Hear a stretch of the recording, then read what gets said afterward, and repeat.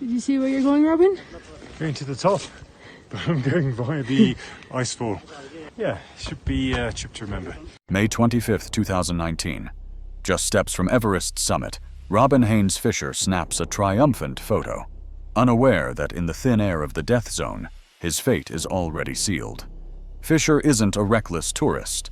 He's a disciplined British triathlete, a financial consultant who trained for years to conquer this peak. But amid the deadliest human traffic jam in Everest's recent history, even his meticulous planning won't save him. By the time he starts descending, his body is already beyond rescue. He just doesn't know it yet. What turns a lifelong dream into a slow-motion tragedy, even for those who do everything right? The answer begins with the man behind the ambition. Robin Haynes Fisher was born in Solihull, a town in the English Midlands better known for quiet neighborhoods than Himalayan dreams. His early years were shaped not by the wilds of Nepal, but by the steady routines of British suburbia. By day, he built a career as a financial consultant, someone trusted with other people's futures, methodical in every decision. But outside the office, Robin's world looked very different. He was the kind of person who found meaning in pushing his limits, not just on paper, but in the raw, physical world. He wasn't content to sit still. Friends remember him as a fixture at local triathlons, marathons, and Ironman competitions, events that demand not just strength, but months of single-minded training. Running before dawn, swimming in cold water, cycling for hours in the rain. He did it all, year after year, not for medals or headlines, but for the sense of purpose it brought him. That same discipline carried into every corner of his life. Robin was a champion for vegetarianism, a published author, and a lover of Shakespeare. He moved easily between boardrooms and mountain trails, theater seats and finish lines. His partner, Christine Carriere, called him an aspirational adventurer, someone who set goals not just to achieve them, but to learn what he was made of along the way. The drive didn't come from a need to prove anything to others. Colleagues described him as quietly determined, the sort of person who set a challenge and then worked toward it, methodically and without fanfare. He kept detailed notes on his training, mapped out every expedition, and approached each new climb as a puzzle to be solved. That mindset, part athlete, part strategist, set him apart from the thrill-seekers drawn to Everest by its reputation alone. He trained on smaller Himalayan peaks like Lobuche East and Island Peak, building up both skill and humility. Each summit was a lesson, each failure a chance to refine his approach. By the time he turned 44, Robin had spent years balancing work, relationships, and a relentless schedule of endurance events. Everest wasn't a whim. It was the final step in a journey defined by patience and preparation.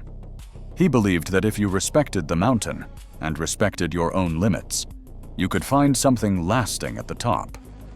That belief would shape every decision he made in the months leading up to his last climb. He didn't just dream about the summit. He engineered his path there, one training climb at a time.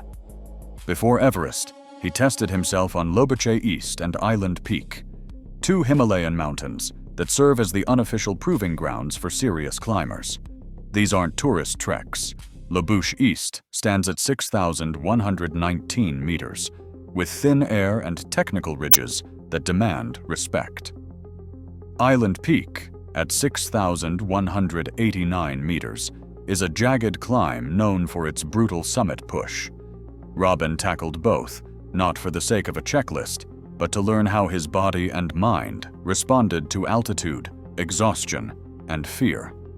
He logged every workout, tracked his progress, and refined his gear list with the same precision he brought to his financial work. Friends recall spreadsheets of training schedules, gear reviews, and weather notes. He studied successful summit bids and failures from past seasons, absorbing lessons from climbers who'd faced the same dangers he would. In his eyes, risk wasn't something to be ignored or romanticized. It was something to be understood and managed, line by line. Support came from more than just research. Kristen Carriere, his partner, traveled with him to Nepal and hiked with him to Everest Base Camp. Their goodbye at the edge of the Khumbu Glacier was quiet, but full of trust. She later said, "It was his ultimate challenge. My heart is broken." That send-off wasn't about letting go. It was about believing in his preparation and in the years of discipline that had brought him there. Robin's acclimatization strategy followed the best advice in mountaineering. He rotated through higher camps, giving his body time to adjust to the lack of oxygen. He listened to guides, watched the jet stream, and waited for the right summit window. Even his final Instagram post, written days before the ascent, reads like a risk assessment. With only a single weather window this year, overcrowding could prove fatal. I am hopeful my decision to go for the 25th will mean fewer people. Everything about Robin's Everest attempt was calculated, thoughtful, and rooted in respect.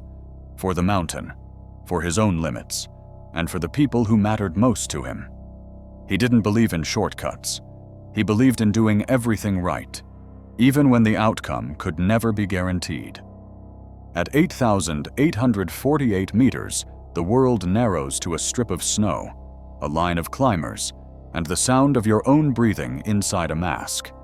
On May 25, 2019, at exactly 8:30 in the morning, Robin Haynes Fisher stepped onto the summit of Mount Everest. The sky above was a hard, perfect blue. Around him, the ridge was crowded. Dozens of climbers, their faces hidden behind goggles and oxygen masks, taking hurried photos and trying to savor a moment that might never come again. Robin managed a brief smile for the camera. He didn't linger. The wind cut through layers of down, and the queue was already backing up behind the Hillary Step. Every minute at this altitude comes with a cost. The body is burning through oxygen, muscle, and hope. Robin knew the rules. Summit quickly, turn around, and get down before the mountain changes its mind. He checked his gear. He looked out over Tibet, the glaciers of Nepal, the curve of the earth itself, then clipped back onto the fixed line and started down. Behind the triumph, a quiet urgency. The clock was running, and the descent would decide everything. Robin's descent began with the same methodical focus he'd brought to every climb, but just a few hundred meters below the summit, near a spot called the Balcony, 8,600 meters above sea level, his body simply stopped. One moment he was moving with his Sherpa, Jung Bu, both men fighting through the exhaustion and bitter cold. The next, Robin crumpled onto the snow, unable to go any further. At that altitude, the air holds only a third of the oxygen found at sea level. Even the strongest athletes can't recover from a sudden collapse. Jongbu worked quickly, swapping Robin's oxygen bottle for a fresh one, hoping it was just a supply issue. But Robin didn't respond. His skin had gone pale, his breathing shallow and irregular. Other climbers in the queue watched, unable to help, trapped by the same narrow line and the same lack of air.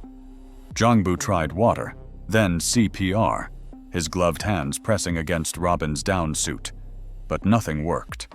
There was no accident, no storm, no reckless mistake, just the slow, invisible drain of life in the death zone. By the time the Sherpa realized the rescue was futile, Robin was gone. The mountain had claimed him not through drama, but through the quiet, relentless math of altitude and time.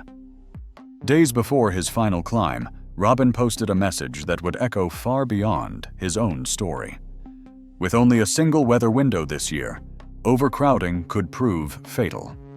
He wrote those words on Instagram, not as a boast, but as a warning, one that would become heartbreakingly true. That spring, Everest claimed 11 lives. Most were lost in the same way, trapped by human traffic in the death zone, forced to wait as their oxygen and strength slipped away. Robin's prediction wasn't just personal.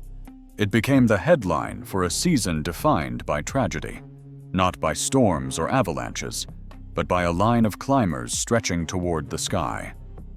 Robin's family called for real change, urging limits on permits and stronger rules. They asked, "How many more warnings will it take?"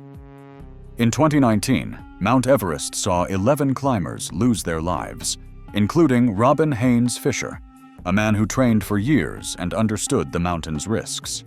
Despite careful preparation, Fisher's death was caused by exhaustion, lack of oxygen, and delays in the death zone, as confirmed by witness accounts and expedition records. His own social media warning about overcrowding came true just days later. Yet questions remain. Policies on climbing permits and crowd management have not fully changed, and the debate over Everest's commercialization continues. Fisher's body remains near the route as a stark reminder. The evidence shows his tragedy was not due to recklessness, but to systemic failures and the harsh realities of high-altitude climbing. As of today, Everest still attracts hundreds each season, and the risks remain. Robin's story stands as a documented caution. Even the most prepared climbers are vulnerable when safety systems fail.